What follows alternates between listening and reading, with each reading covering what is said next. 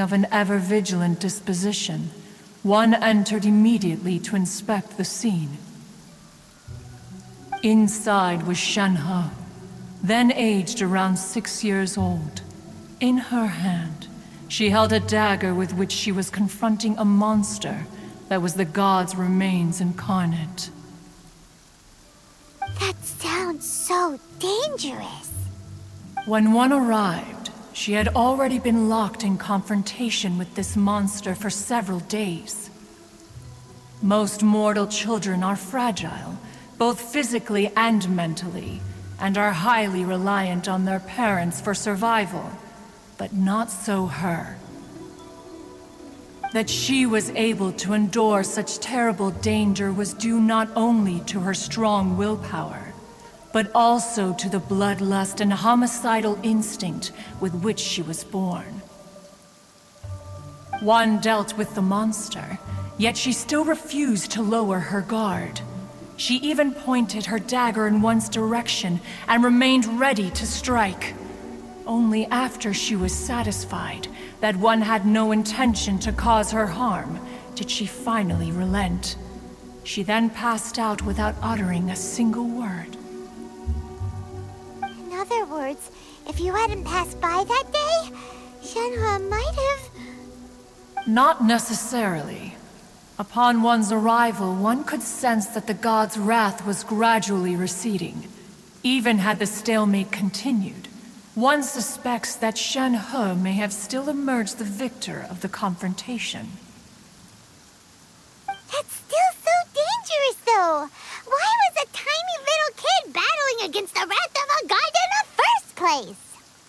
Alas, the mortal world is rife with suffering of every kind, and she had experienced her fair share of this, even at a tender age. Seeing that she was homeless, one decided to adopt her. Indeed, it is one to whom she refers.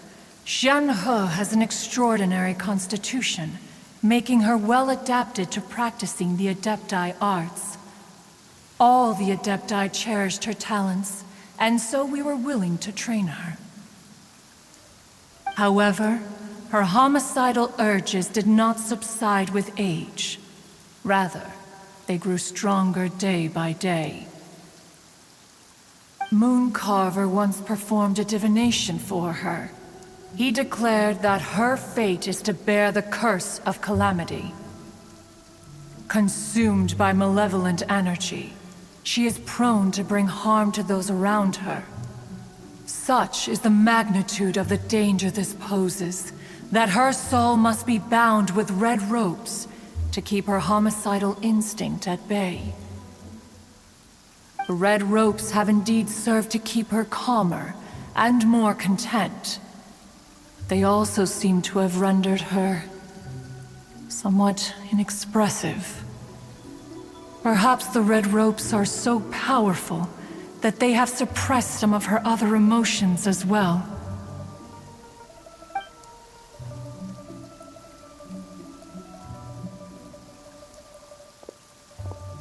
It is only by fate that people's paths may cross. Now that Shenhe's path has crossed with yours, please be sure to treasure the gift that fate has given you, and take good care of her. Oh, now Paimon gets it. You came out here to check up on Shenhe because you were worried about her, didn't you? Huh. You dare draw such a facile conclusion on the nature of one's present excursion? Incorrect. The truth is that while Liyue Harbor may seem peaceful today, danger is always lurking in the shadows. Ningguang once made a bold assertion that this is to be the era of the contract between Liyue and the humans. Well, one is most curious to observe how she will respond to the coming storm. If she handles it admirably, one is willing to be a witness to her achievements. But if she does not, the Adepti shall not hesitate to seize control. Let us conclude our conversation here for today. One has occupied enough of your time, and night is approaching. Be sure to get ample rest.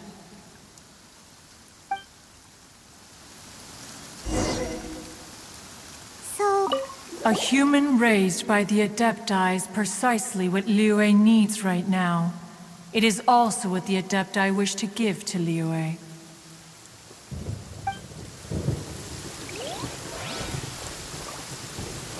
Oh, no wonder she doesn't like being treated as an Adeptus.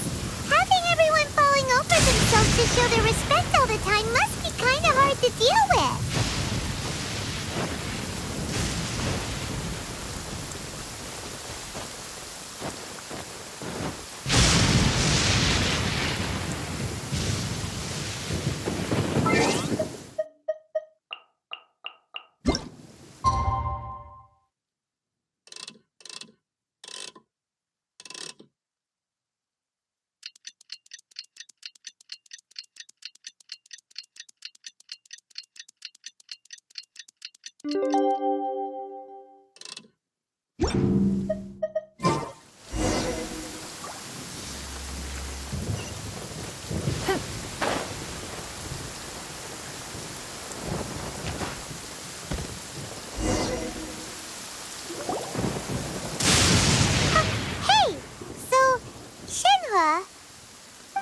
Master has relayed my situation to you, I take it.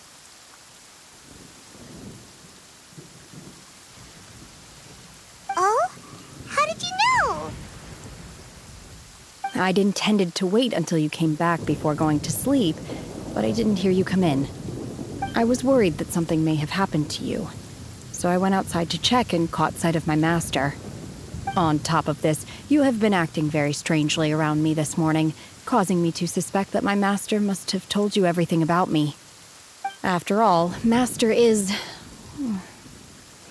very talkative. Sorry, Shenhua. Paimon had you down as an Adeptus this whole time, but it turns out Paimon was wrong. It's okay. I don't mind. The fault is mine for not explaining everything to you sooner, because in my experience, trying to explain is a futile pursuit. Still, though you mistook me for an Adeptus, you never treated me as distant and unapproachable. Instead, you treated me as you would a friend. For this, I am very grateful indeed. To be fair, we've met our fair share of real Adepti, too. Anyway, now it's settled. From now on, you're our friend. Whether you're an Adeptus or a human isn't the important thing. First and foremost, we're just plain old friends. Got it. Although I don't know quite what it entails in terms of what I have to do, I must say I like the title friend very much indeed. Great! Well, now that we're all rested up, we should start searching for the other 2 items on the list. But before we do that, let's go to the building site and ask Ningguang's little helper how the progress is going. After all, Sunset Vermilionite is so rare. Paimon doubts many competitors will really be able to find any. If it turns out some of them have given up already, we'll be able to take things a little more slowly. Oh, and another thing. We bought some grilled chicken drumsticks on the way back last night. There was a place just outside. Here's one for you, Shenhua. Try it. They're so good. I concur. It has a rich flavor, far more agreeable than those I've cooked for myself in the wilderness in the past.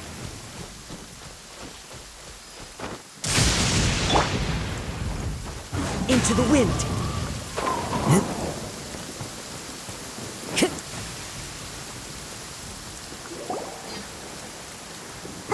Look! The Jade Chamber is floating into the sky!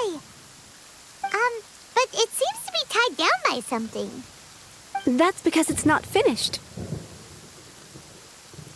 Hey, Byron! And hey!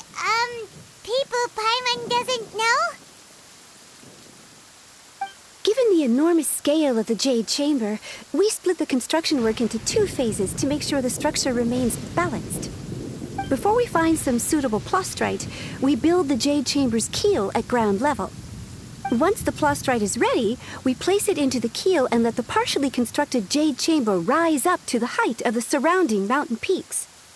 The remainder of the construction work is then carried out at that altitude. Once everything is ready, we release the iron tethers and allow the jade chamber to rise to its target altitude. Miss Bywin, we've brought some new materials to submit. One moment, I'll be right there. The construction work has only been able to progress this rapidly thanks to the plastrite provided by you. Lady Ningguang is most grateful and looks forward to seeing more of your work. Wow, can't believe you sourced the plastrite so quickly. It's the key piece of the puzzle. Looks like you beat us to the punch. Wait, I know you. You're the one who fought against the Vatuian Osile, right? Oh, sure enough, your reputation precedes you. Pleased to meet you. I'm Beto, captain of the Crux. Beto, are you here to join the Jade Chamber contest too? Sure am. I happened to get my hands on a chunk of sunset vermilionite on a voyage a while back, so I figured I'd bring it over. Huh. So even though it's rare, we're not the only ones who managed to get a hold of it. Oh, I've got some introductions to do. This is the renowned Miss Yun, or Yunjin, probably the most famous figure in the Liyue opera scene. Greetings. These two are Paimon and the Traveler. I'm sure you've heard of them before. And this is... sorry, I'm not sure we've met. Shenhe. I am their friend. Good to meet you. Well, from today on, I guess all of us are friends. Miss Yun is also here for the contest. Turns out she needed to borrow a boat, so we came together. It's an honor to finally meet you both. I've heard much about you. Miss Shenhe, though we are only meeting for the first time, I have a feeling that we will get along very well indeed. To be honest with you all, I am in great need of this opportunity to ask Lady Ningguang a question. That's why I joined the contest. Thanks to my father's connections, I was able to acquire a specimen of the plastrite required. Fortunately, it was approved for submission, despite being a little on the diminutive side. Wow! So it looks like the three of us are competitors now. Excuse me for prying, Miss Shenhe, but are you competing as well? No, I don't have any questions for Ningguang. I just wanted to help her win. In that case, I have a proposal to make. Lady Ningguang said that the first 3 contestants to procure all 3 materials will be awarded the chance to ask a question. Well, there are 3 teams here. We can split the prize between us. Instead of competing against each other, we could work together to secure the top 3 places between us. What do you think? Sounds great, but how does that change things exactly? I think I see where you're going with this, Miss Yun. The plastrite was the most difficult item to source by a long shot. Luckily, all 3 of us managed to get our hands on it. The 2 remaining items aren't quite so rare, so as long as one of us finds a way to source it, the other 2 can hop on the bandwagon. How'd I do? Is that what you had in mind? Precisely. Huh. Interesting approach. Okay then. All right, I'll go first. I have some leads on these wonder cores. From what I've heard, the core itself is really not that difficult to make. The hard part is getting hold of the ore used as raw materials. I'm gonna head back to the ship and ask Suling if he's heard of them. You guys...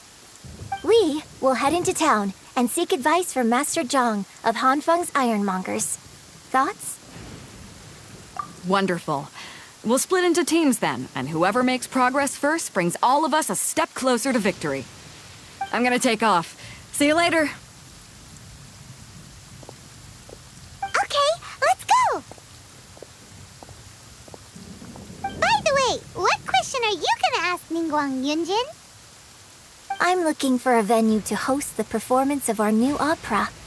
Lady Ningguang has excellent judgment, so I would like to hear her opinion.